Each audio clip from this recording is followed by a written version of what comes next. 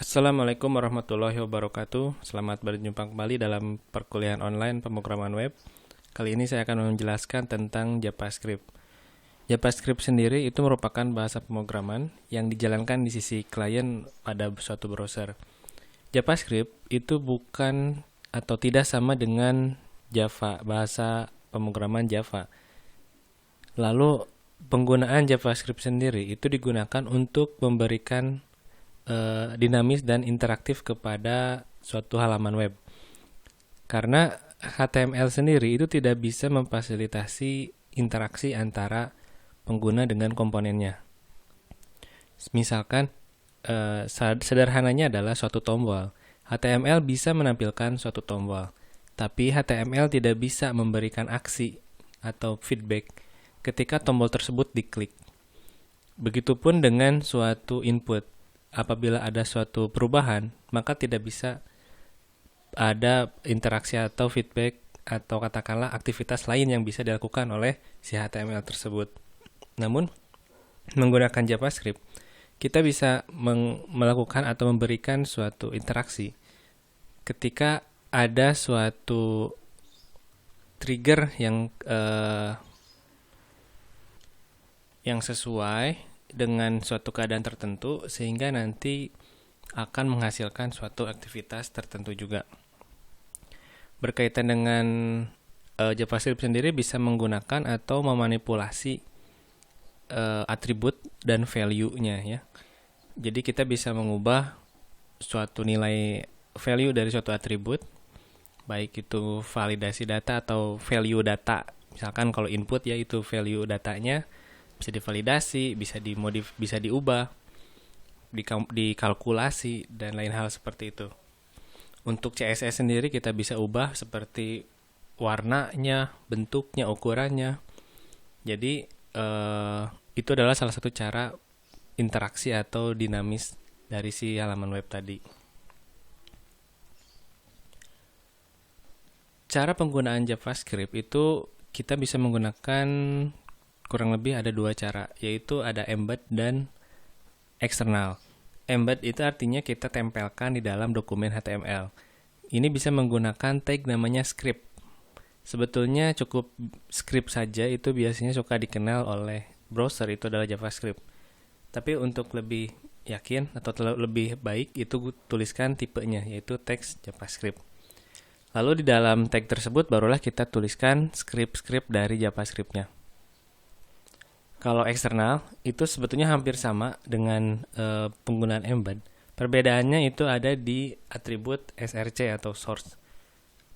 Dengan kata lain, kode JavaScript-nya itu dipisahkan menjadi file berbeda. Jadi dokumen HTML ini dia akan mengambil atau link ke dokumen JavaScript sesuai dengan sumber atau src yang dituliskan. Tentu saja penggunaan eksternal ini akan sangat berguna ketika kita membutuhkan script untuk di banyak halaman. Lalu untuk basic pertama itu adalah di penggunaan tipe data dan variabel. Ada satu hal yang unik di dalam penggunaan atau JavaScript. Tipe data di dalam JavaScript ini dia loosely typed. Atau dengan kata lain dia tidak mempunyai tipe. Semua yang ketika kita menggunakan bahasa C, tentu saja itu ada yang namanya tipe data. Ketika kita mendeklarasikan tipe data tersebut itu pasti harus dicantumkan seperti integer i misalkan ya. Tapi kalau dalam JavaScript deklarasi cukup menggunakan atau langsung assignment nilai. Seperti contohnya adalah var nama variabel. Lalu bisa juga nama variabel sama dengan nilai. Nah, di sini kita bisa melakukan deklarasi tersebut di mana saja ya, bukan hanya di atas, tapi tetap dalam tag script-nya. Lalu untuk tadi ya beberapa tipe data seperti disampaikan sebelumnya itu loosely typed. Suatu variabel ketika dituliskan atau diisi suatu nilai boolean, maka variabel tersebut akan menjadi boolean. Begitupun kalau diisi oleh numeric integer, itu maka akan menjadi integer. Dan lain halnya juga. Kita sambil demonstrasi saja coba.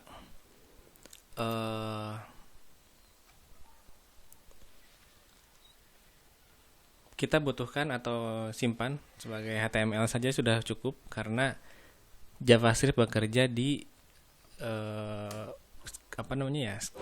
klien side atau browser. Namanya misalkan titelnya Learn JavaScript.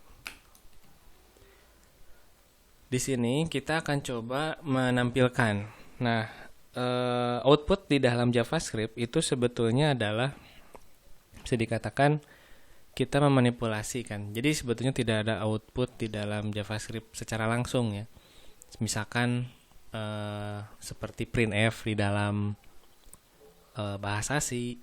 Tapi kalau di dalam JavaScript kita ibaratnya menambahkan sesuatu elemen atau suatu konten ke dalam suatu elemen. Di sini yang akan kita tuliskan adalah pertama-tama kita buat dulu ya tadi scriptnya. Script JavaScript.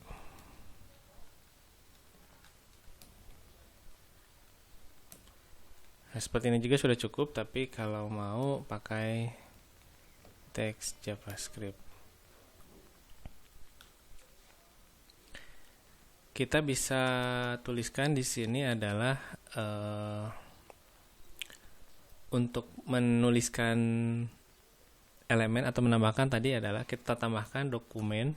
Jadi artinya pada dokumen ini saya tambahkan atau write ya, tulis. Ini akan menambahkan elemen ke dalam body atau katakanlah elemen body di sini ya.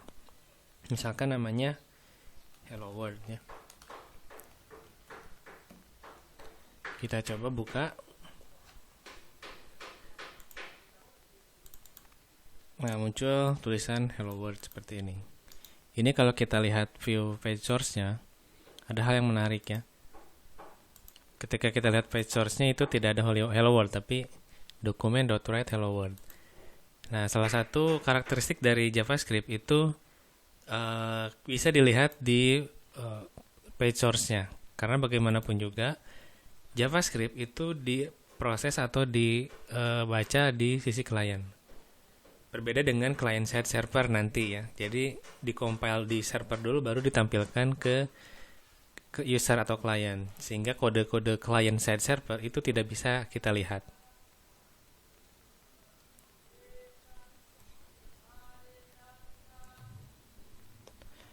Selanjutnya kita akan coba menggunakan variabel tadi ya. Saya akan coba di sini gunakan H1 variabel dan tipe data. Jadi di dalam variabel di sini kita akan coba tampilkan hello world tadi udah. Kita akan coba untuk membuat suatu variabel. Nah, ini ada satu hal yang menarik ya. Deklarasinya itu bisa menggunakan var, lalu nama variabelnya. Nama variabelnya misalkan adalah A misalkan. Nah, berarti kita mempunyai variabel A. Sebetulnya kita juga bisa mendeklarasikan langsung B sama dengan 2 misalkan. Nah, kita coba dokumen tampilkan ya, dokumen write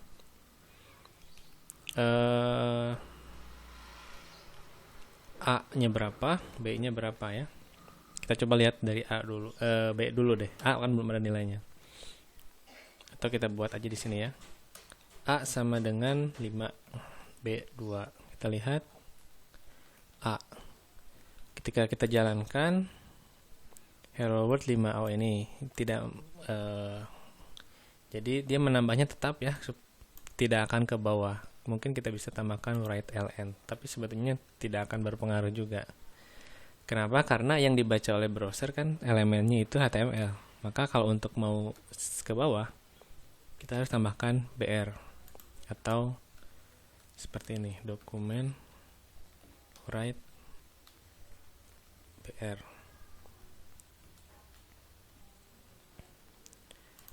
Nah, sehingga dia akan ke bawah.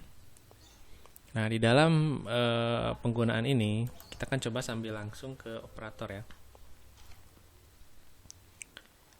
Operator di dalam JavaScript itu hampir sama kurang lebih ya dengan operator bahasa pemrograman pada umumnya. Ada aritmatika, tambah kurang kali bagi itu hampir sama ya, modulasi sama increment. Lalu untuk assignment itu bisa menggunakan sama dengan, plus sama dengan untuk penambahan. Lalu ada perbandingan juga sama ya, sama dengan, itu equal itu sama dengan, tidak sama dengan, lebih besar, dan lain-lain. Logika and or itu menggunakan dan double simbol dan garis lurus seperti ini, atau negasi menggunakan tanda seru. Yang harus diperhatikan di dalam operator ini ada konkatenasi, concat atau istilahnya concat ya. Konkatenasi itu bisa dikatakan adalah proses penggabungan dua string.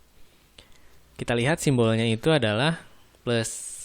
Hati-hati ya, karena ini ada kesamaan dengan proses penjumlahan pada aritmatika.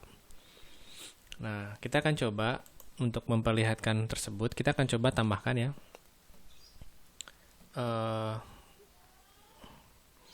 A ditambah B nih. A-nya 5, B-nya 2. Maka ini harusnya adalah 7 ya. Kita lihat, betul. Hasilnya 7. Tetapi ketika hasilnya itu adalah string, yang dimaksud konkatenasi itu seperti ini. Info ditambah matika. Outputnya itu akan digabungkan, yaitu informatika, sehingga kita pun bisa menjumlahkan atau menkonketkan string dengan variabel tadi. Misalkan nilai variabel A itu sama dengan atau ditambah A, maka dia akan menambahkan nilai string ini dengan nilai variabel A. Perlu diperhatikan kalau tipe data di dalam JavaScript itu mengalami konversi atau disebutnya itu auto conversion ya. Maksudnya seperti apa? Jadi ketika ditambahkan seperti ini, maka outputnya, hasil dari dokumen write ini adalah suatu string. Nilai variabel A sama dengan 5. Ya, sama. Nah, jadi ini akan menjadi string si semuanya. Dengan kata lain, A ini pun akan terbawa-bawa menjadi string. Yang perlu diperhatikan kembali adalah yang berkaitan dengan concat dan operator operator penjumlahan aritmatika ya. Kita akan coba jumlahkan sekarang adalah, saya punya C sama dengan 4. Nah, ini perhatikan bukan angka ya, tapi 4 di sini ada tanda petik 1. Berarti dia itu adalah suatu karakter atau string lah, string karakter. Ya, berbeda sih, tapi itu adalah tipe teks, maksudnya seperti itu. Kita akan coba jumlahkan dokumen write. Misalkan A ditambah C. Kalau secara aritmatika ini outputnya adalah 5 ditambah 4, yaitu 9. Tetapi karena dia merupakan teks, maka berlakunya itu adalah sama seperti ini. String atau teks bertemu dengan number, maka outputnya itu adalah menjadi string. Proses ini akan menjadi concat, sehingga outputnya adalah 54, bukan 9. 5 ditambah 4. Gimana ya? Jadi bukan dihitung, bukan 5 ditambah 4 dihitung, tapi 5 dibarangkan atau direndengkan dengan 4. Jadinya 54. Maka harus hati-hati dengan ini. Seperti itu ya. Tapi ada hal yang menarik juga nih ketika saya gunakan perkalian. Dokumen write B dikali C nih. Logikanya adalah harusnya mungkin harusnya itu seharusnya kalau ini adalah string harusnya kan tidak bisa dikalikan ya.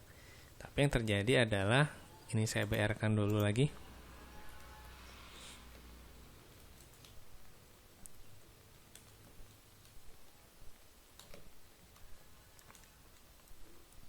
Hasilnya adalah 8. Berbeda ya dengan hasil penjumlahan. Itu mungkin yang harus diperhatikan dalam operator di variabel dan tipe data. Karena yang paling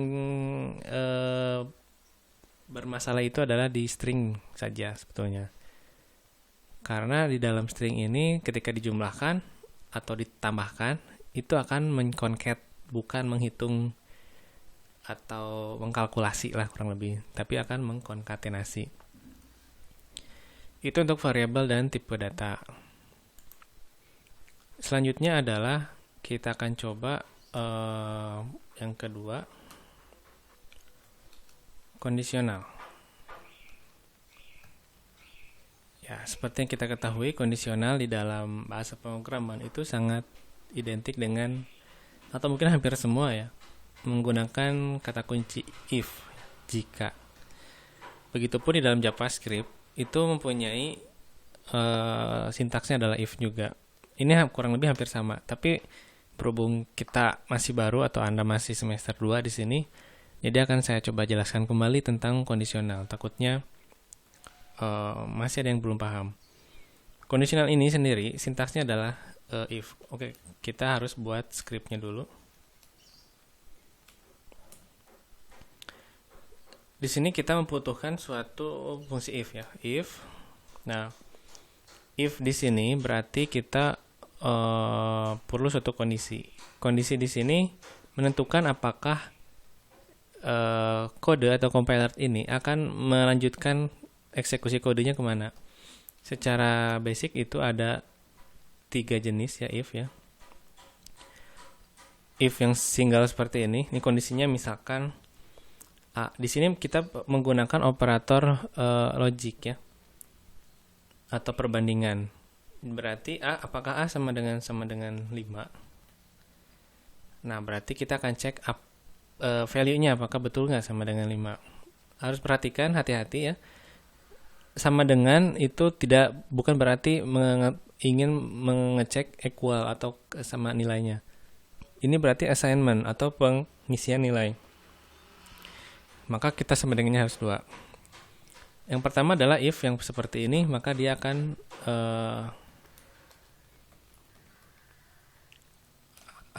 menghasilkan jika A-nya sama dengan 5, karena ini sama ya nilainya 5, maka akan dia menjalankan ini. Angka sama dengan 5.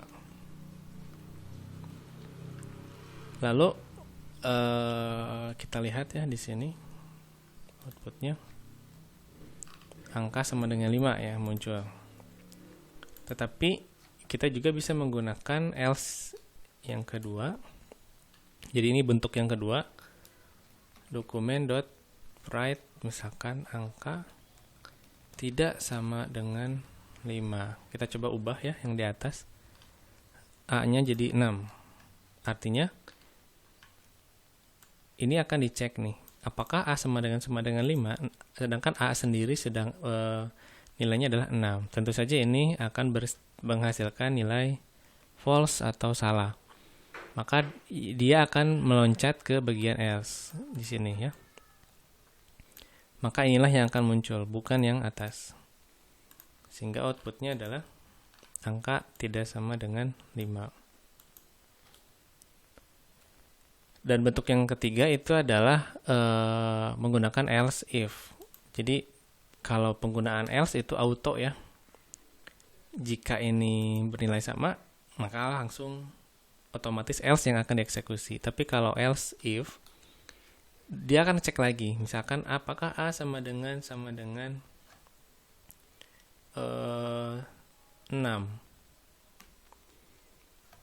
maka angka sama dengan 6 ya. Dan terakhir tambahkan else, sehingga kalau semuanya gagal masuk ke sini dokumen, misalkan angka nilai tidak sesuai.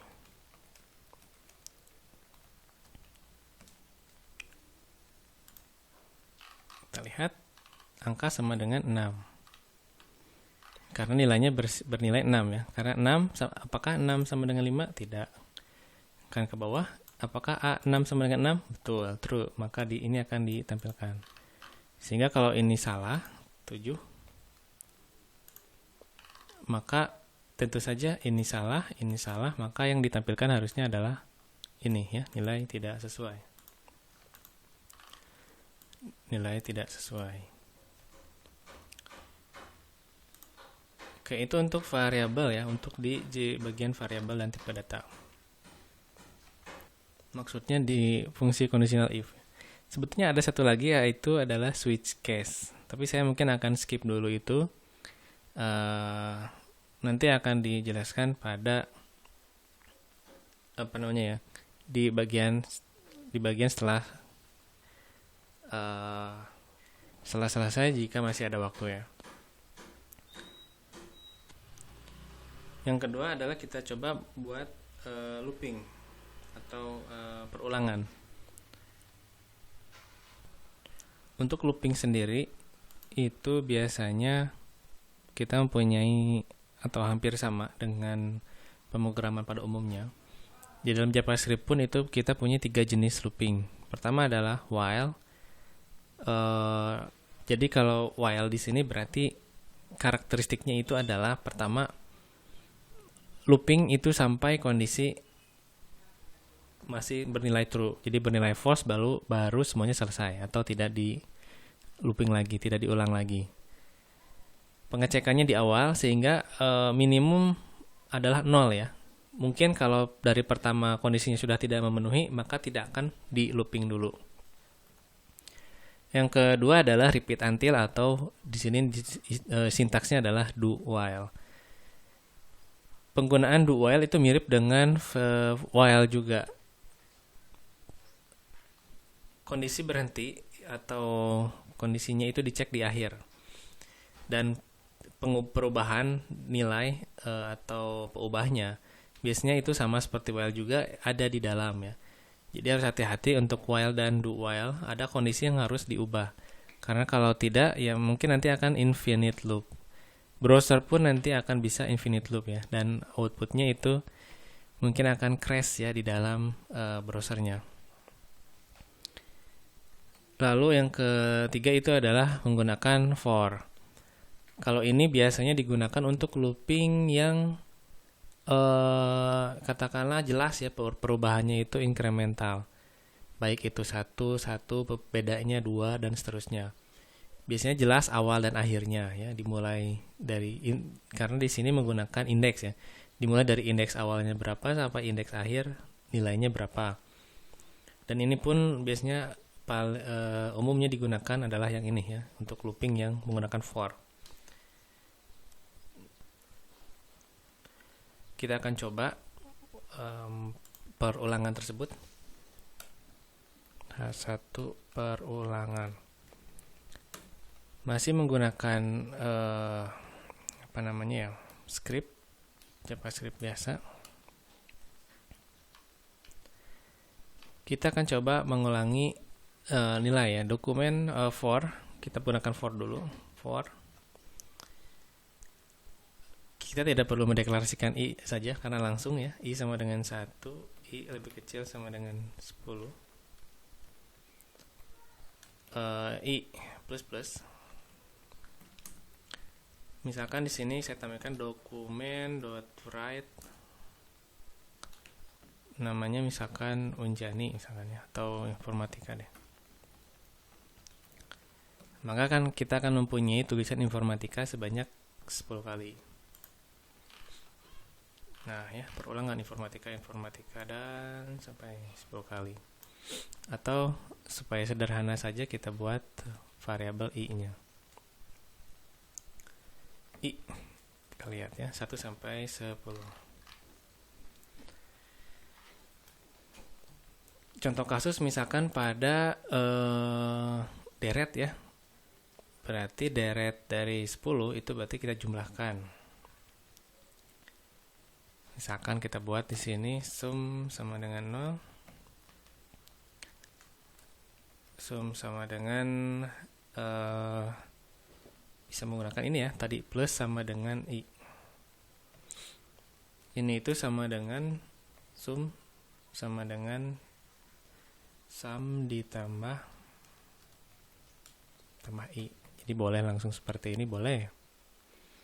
Mau seperti ini juga boleh. Sehingga nanti kita lihat di akhir dokumen .write summary-nya berapa atau sum-nya berapa. Oh iya, komentar ya. Kita bisa menggunakan komentar untuk single line itu bisa menggunakan double slash. Kalau misalkan untuk yang multi line itu kita bisa menggunakan slash bintang seperti ini, sehingga outputnya adalah 55 ya. Summary dari 0 ke 10, 55. Yang gampang 5 aja dulu ya. Ini harusnya 15 ya, seperti itu. Sebetulnya yang paling sederhana itu looping ini bisa digunakan untuk menggenerate elemen. Sebagai contoh misalkan mungkin Anda pernah menggunakan ini ya. Misalkan tanggal. Pakai WR dulu deh.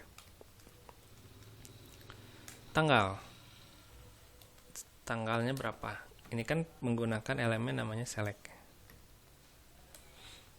Nah, ini menyebalkan kan, karena kalau kita tanggalnya itu 0 sampai 31 lah ya standarnya. Maka kita harus buat optionnya itu 1 sampai 31. Wah, ini kalau nggak pakai looping capek ya.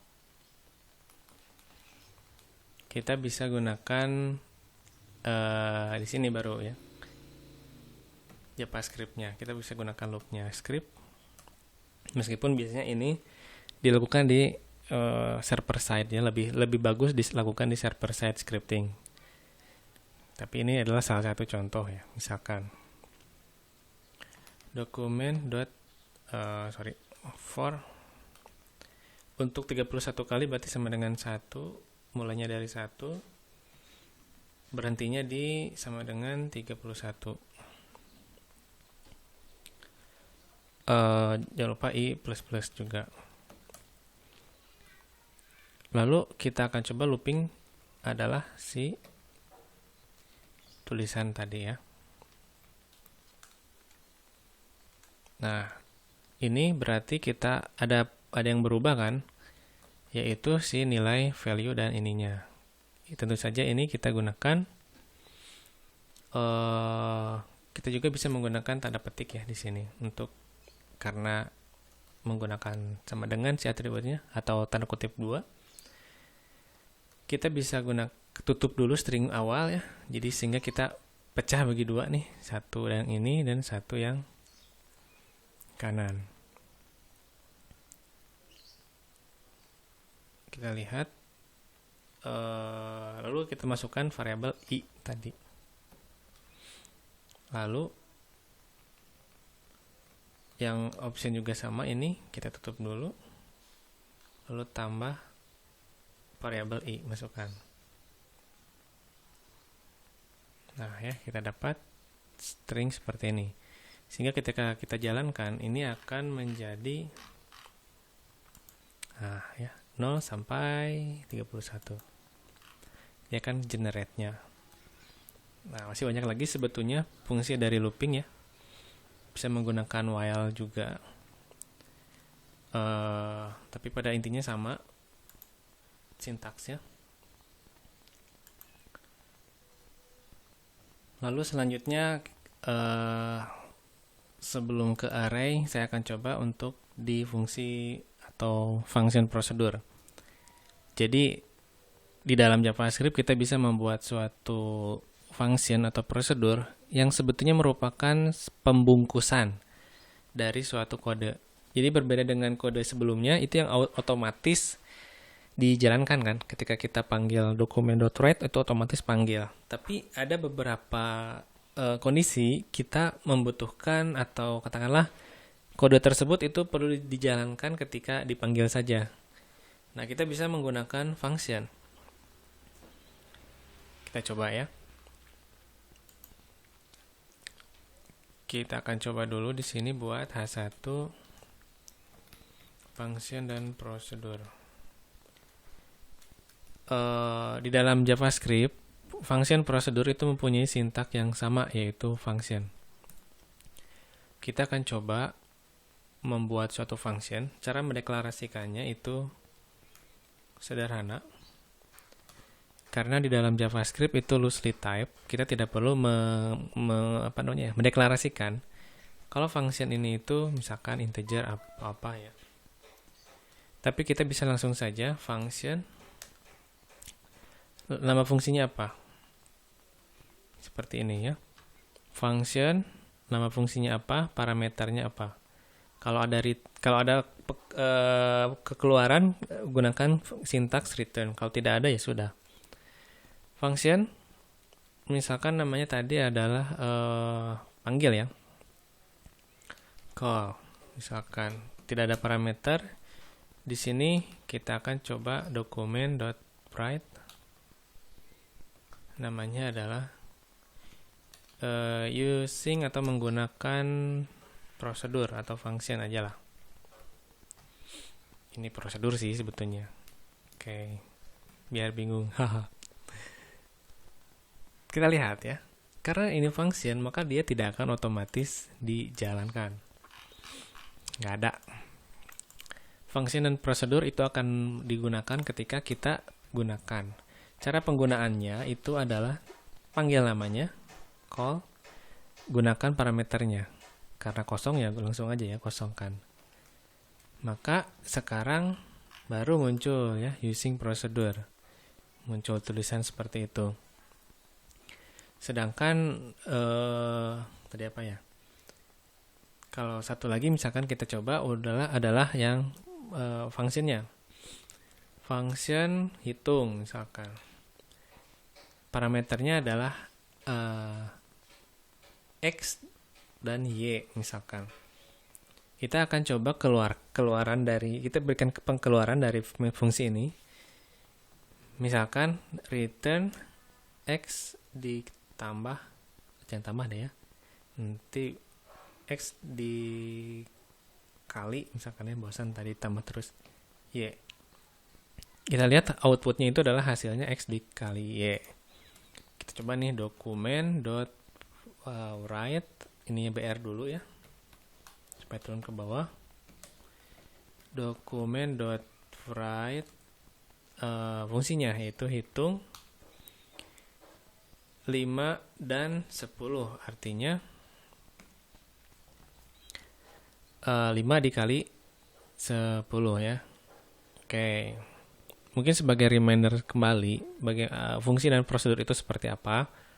Pada intinya adalah dia mengenkapsulasi atau membungkus nih si kode ini. Tadi saya ulangi kembali lah. Dan membutuhkan parameter atau parsing data, katakanlah ya. Parameter itu digunakan untuk mengirimkan nilai. Seperti ini. Jadi katakanlah kalau function itu kita butuh input atau ibaratnya gimana ya? Function atau prosedur. Kalau function misalkan kita itu punya rumus nih. Nah, si rumus ini di dalam function kita tuliskan itu rumusnya saja.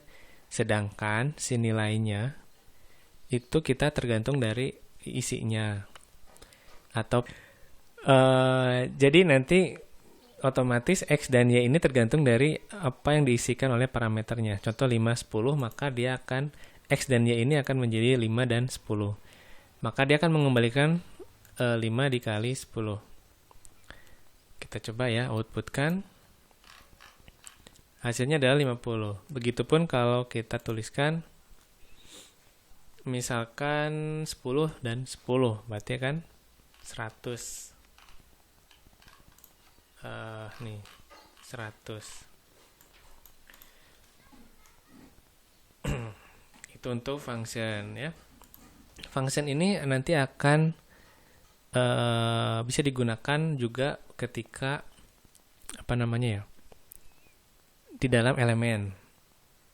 Jadi kita bisa menggunakan function ini atau memanggil function ini bukan hanya di dalam JavaScript saja, tapi si elemen pun itu bisa memanggil. Sebagai contoh gini, ini sekalian saya jelaskan tentang trigger ya. Misalkan adalah apa namanya ya, kita coba ya buat fungsi baru lagi, namanya function apa namanya ya, warning ya, atau peringatan, atau hello sajalah, hello. Dia akan menampilkan pop-up nih. Di dalam JavaScript itu ada namanya istilahnya alert untuk mengembalikan message box. Alert ini dia akan mengembalikan string message box yang akan ditampilkan mirip seperti ya message box kalau misalkan Anda pertama kali datang ya. Misalkan di sini adalah hello world, hello world seperti ini ya. Nah, kita akan coba panggil function tersebut oleh suatu tombol. Misalkan button namanya adalah hello misalkan ya. Ini kita akan coba buat. Ini kayaknya harus kita BR dulu ya.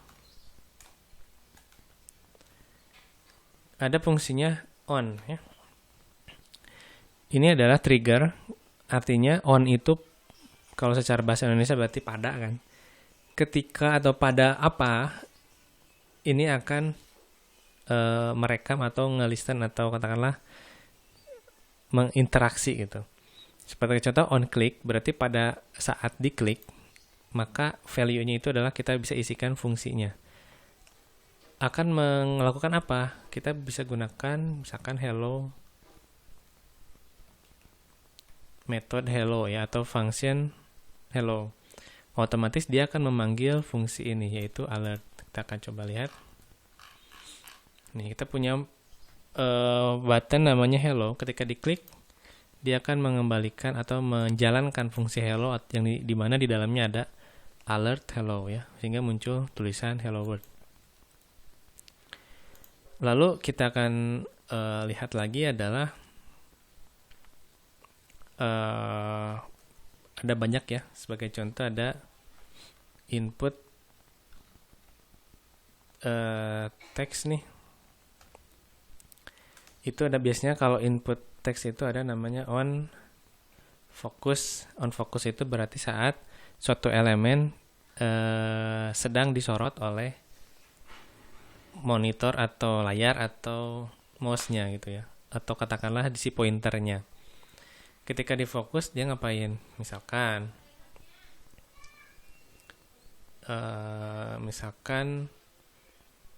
input text ready misalkannya kita buat, atau kita panggil hello world lagi aja.